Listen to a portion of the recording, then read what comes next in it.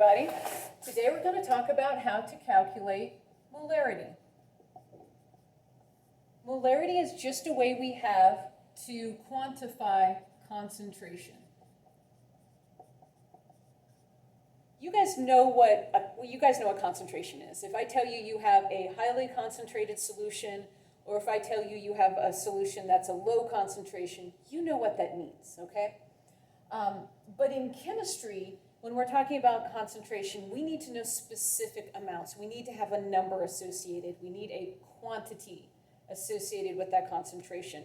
What I think is low is not necessarily what you think is low, and vice versa. So in chemistry, I'm not going to say, oh wow, I need a really highly concentrated solution. I'm going to say, I have a 5 molar solution, and then everyone's going to know exactly how concentrated that solution is. Or I might have a solution that is 0.1 molar. So then again, everybody's going to know exactly how concentrated that solution is. That's all we're talking about with molarity. If you have something that is 1 molar, that means you have a solution with 1 mole of your solute divided in 1 liter of solution. So in order to calculate molarity, molarity is the number of moles divided by the number of liters. If you've ever used a formula triangle, here's your formula triangle for molarity. If you've never used a formula triangle, let me introduce you to them. If I give you a problem and ask you to calculate molarity, if you cover molarity, it tells you molarity is moles divided by liters. Okay, cool. That's in the definition. You knew that already. But what if I give you a problem and I say, calculate the number of moles? Well, the formula triangle tells you in order to calculate moles, you take your molarity, which, yes, that is always written with a capital M, and you multiply that by times your liters. If I give you a problem and I ask you about liters, then you look at your formula triangle and you have moles divided by the molarity.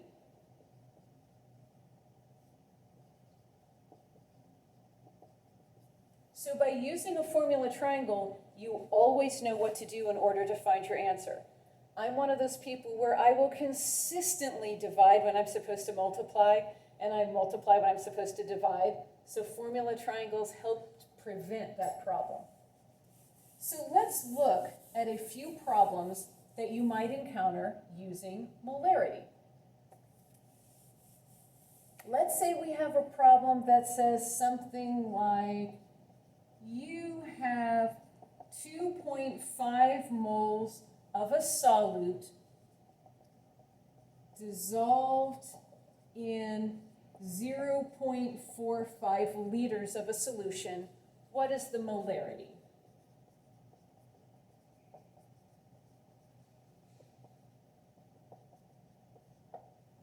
Well, you're going to look at our formula triangle. I'm so sorry, I almost did that backwards. Moles, molarity, liters. We're calculating molarity. We cover up molarity, and that tells us moles over liters. So molarity equals moles. They gave us that in the problem, 2.5 moles, divided by liters, 0.45 liters. Now all I have to do is grab my calculator, and my molarity is 5.56 molar. Or you can just abbreviate that with a capital M. So that's one problem on how to find molarity. What if they gave us a problem that said something like, you have 0.01 moles dissolved in 2.8 liters? Okay, well, again, molarity equals moles, 0.01, divided by liters, 2.8. Again, I'm going to get my calculator, And my answer is 0.0036 molar. We haven't gone over significant figures this year, so I am skipping significant figures if people in other years are watching this. For people who are doing this with significant figures, it would be 0.04 molar. Okay, that's great if they give me moles in liters and I'm calculating molarity. But what if they give me molarity? You have a 3.5 molar solution, and you have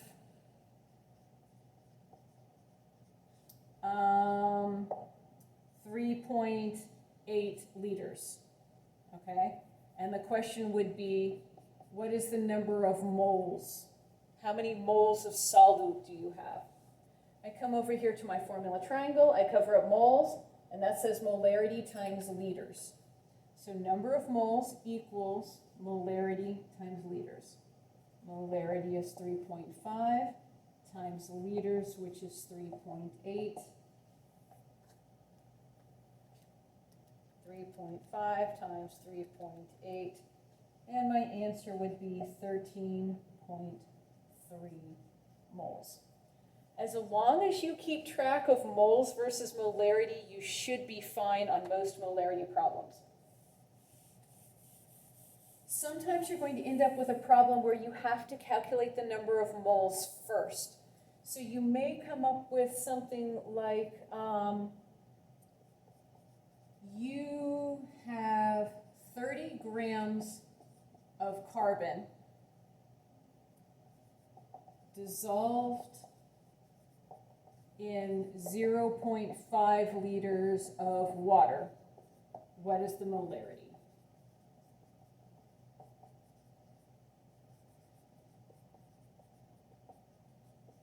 Okay, in order to calculate molarity, I need moles divided by liters.